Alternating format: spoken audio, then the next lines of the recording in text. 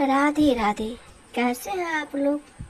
सावन का पावन महीना का आरंभ हो चुका है, पर इस पावन महीने की क्या आप कथा जानते हैं जो पुराण काल में कहा गया है या लिखा गया है। वैसे तो बहुत कथाएं हैं, पर मैं आपको वो कथा सुनाती हूँ जो पुराण में लिखा हुआ है।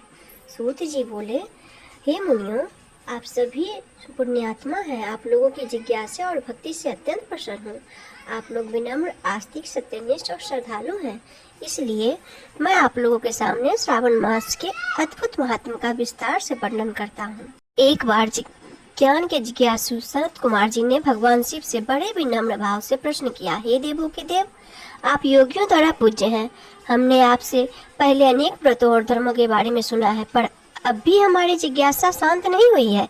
हे महादेव, 12 मासों में सबसे श्रेष्ठ कौन सा महीना है जो आपके मन को अत्यंत प्रिय है, जिसमें किया गया कोई भी कार्य अनंत गुना फल देता है। कृपया करके उस माह का विस्तार से वर्णन करें और उसमें होने वाले धर्म और व्रत भी बताएं। भगवान शिव ने मुस्कुराते हुए कहा, हे सनत कुमार, मैं तुमसे अत्यंत प्रसन्न हूँ। सुनो, 12 महीनों में श्रावण मास मुझे सबसे प्रिय है। यही कारण है कि इसे श्रावण मास कहते हैं। इसमें श्रवण नक्षत्र की पूर्णिमा आती है, इसलिए भी ये श्रावण कहलाता है। इसके पुण्य फल को कोई पूरा वर्णन नहीं कर सकता है। ब्रह्मा ने इसके लिए 4 मुख दिए, इंद्र ने 1000 नेत्र पाए और शेष नाग ने सहस्र जिह्वाएं पाई। फिर भी यह महात्म अपरिमित है। यह महीना सब व्रतों का सार है।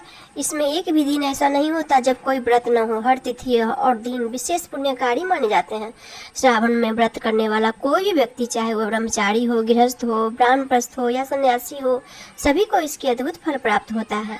दुख, संकट, इच्छाएं और सभी समस्याएं इन महीने में शिव भक्ति से दूर हो जाती है। सनत कुमार ने फिर निवेदन किया, हे प्रभु, कृपा करके बताइए कि किस दिन कौन सा व्रत किया जाए, किसका क्या फल है, किस तिथि पर किस देवता की पूजा करनी चाहिए, किस व्रत की क्या विधि है। आपके लिए यह मास इतना प्रिय क्यों है, कृपया करके मुझे विस्तार से बताइए। भगवान शिव ने कहा, हे सनत कुमार, तुमने जो पूछा वह सब बताना सरल नहीं है, फिर भी मैं तुम्हारी श्रद्धा के कारण सब बताता हूँ। इस मास में मेरे अनेक अवतार और लीलाएं हुई। इस मास में समुद्र मंथन हुआ, हलाहल विष निकला जिसे मैंने कंठ में धारण किया और नीलकंठ कहलाया। तभी से मेरी पूजा में जलाभिषेक का विशेष महत्व हो गया है। सावन में प्रत्येक दिन शिवलिंग पर जल चढ़ाना, व्रत रखना और नियम पूर्वक पूजा करना महान पुण्यदायक होता है। इस मास में भगवान विष्णु योग निद्रा में जाते हैं और सृष्टि का संचालन, इसलिए सावन के 4 महीने चतुर्मास कहे जाते हैं। जो भक्ति पूरी श्रद्धा से इस माह में उपवास, रुद्राभिषेक और दान करते हैं, उन्हें अक्षय फल मिलता है। इसी मास में पीपल के पेड़ को भी विशेष मान्यता है, क्योंकि त्रिदेव का निवास उसी में माना गया है, ब्रह्मा, विष्णु और मैं स्वयं। हे सनत कुमार, जान लो, केवल मेरी पूजा से पंचदेवों की पूजा पूर्ण मानी जाती है। मेरी शक्ति दुर्गा, गणपति, सूर्य, श्रीहरि सभी मेरे स्वरूप में समाहित है। मैं शिव हूँ, कल्याण स्वरूप, और मैं हर हूँ, पापों का नाशक। इस प्रकार सावन मास में किया गया हर तप, व्रत, दान और पूजा कई गुना फलदायक होता है और मोक्ष देने वाला भी होता है।